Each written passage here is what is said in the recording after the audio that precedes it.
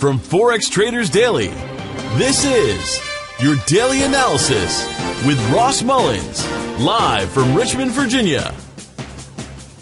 Hello everyone, this is today's video analysis for June 14th, 2016. Today we're going to be taking a look at the USDCHF, the US dollar, versus the Swiss franc for today's trade analysis. But it's important for me to make note of the fact that over the next 3 days or so, we have some significant news in the market. Policy information out of several different countries that could produce some significant volatility in the market. And you should always, as always, be using appropriate risk strategies in case the market doesn't do what you expect it to do, or you see increased volatility in the market.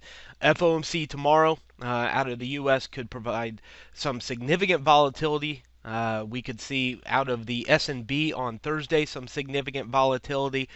So just be careful over the next few days if you're going to be trading in the Forex market. Let's take a look at the USDCHF as it stands right now.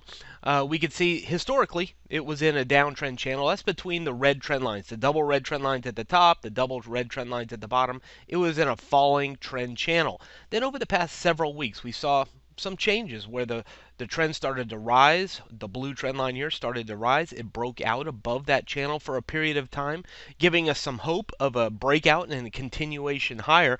And then, of course, we saw the non-farm payrolls news come out of the U.S., shocking the market, and the market turn around and start to fall back down here on the U.S. franc. Broke out of the range to the bottom side and now has been in pretty much a free fall over the past week and a half or so. However, over the past few days, we have been stuck in a little period of congestion, an indecision zone really for the market right now as we wait for FOMC and the S&P to make some policy news for the market. So we'll have to wait and see what happens here. But as we begin to zoom it in on the chart, let's go in a couple of times. We can see the fall. There's that big candle that happened on the non-farm payrolls news a couple of weeks ago. And then it just continued to drift lower as it pushed all the way down here into the 95.80s. Of course, the Brexit information has been looming on the market. Safe haven currency pairs have benefited from that. And that's why we've seen, I think, some of the free fall here for the U.S. franc over the past few weeks as well. But now just kind of hesitating above 95.80, pressuring back towards the 96.70-80 level, just underneath 9,700.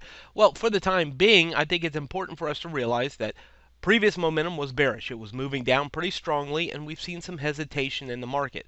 If we're going to trade in the direction of the bearish move here and expecting potential volatility over the next few days, we want to sell rallies into resistance to give us at least a lower risk opportunity to go short here for the U.S. franc. 96.70 to 96.90 is the blue shaded area that you see here on my chart.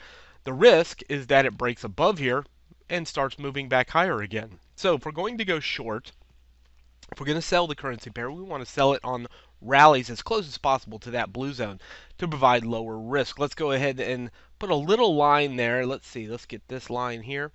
A little line here. Of course, this little red line, it's kind of hard to see it there. Maybe I'll change the color of it to something different. Let's make it a little blue line. So that little blue line right there is going to represent a potential stop loss. That's the risk in the trade if the market breaks out to the top side of 9,700. So we want our stop loss above the blue zone if we're going to go short here. Because the risk, of course, like I said, is that it changes its mind. The market starts pressuring higher. We see it likely back up here towards this yellow zone. How do I know that? All I have to do is look back to the left-hand side. What happened the last time the market broke above the blue zone? It went to the yellow zone. We can see historically the blue zone has been support here and resistance here. And even if we were to scroll back, we could see other instances circled where we see resistance and support around that blue zone. So all in all, the blue zone is our decision zone for the day today. It's either going to be a place where we decide to sell it or we wait for the breakout above it to potentially go long. That's really the way it is. It's one of two decisions here. It's either going to reverse and go back down or it's going to continue to go back up. So we're either going to sell it at the blue zone or we're going to wait for it to break above it to go long back up towards the yellow zone. So what we're looking for today, I think, as long as it stays underneath it, going short, targeting back down towards the pink zone. Clearly that's our first area of support. You can see that right here, then back down to the green zone or lower, but at least back down towards 9,600.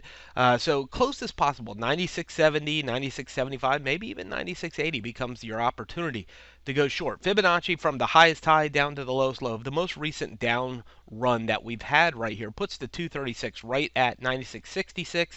That's the bottom of our blue shaded area. So all in all, this becomes our selling opportunity. Down to the 4-hour chart, we could see yesterday it did actually tag into that blue zone and fall off of it. Here we are coming up right back up there again. Definitely watching for opportunities of momentum shift to go back down. We do have a little bit of news today, but I think mostly the market will be looking for the FOMC and the S&B news to give us some clear direction for the U.S. franc over the next few days. From Forex Traders Daily, this has been your daily analysis with Ross Mullins. If you would like to get Ross's analysis on all the currency pairs he's watching and all the trades he takes today, join him in his live trade room by clicking on the link below. Please leave any comments you have about today's video in the comments section below.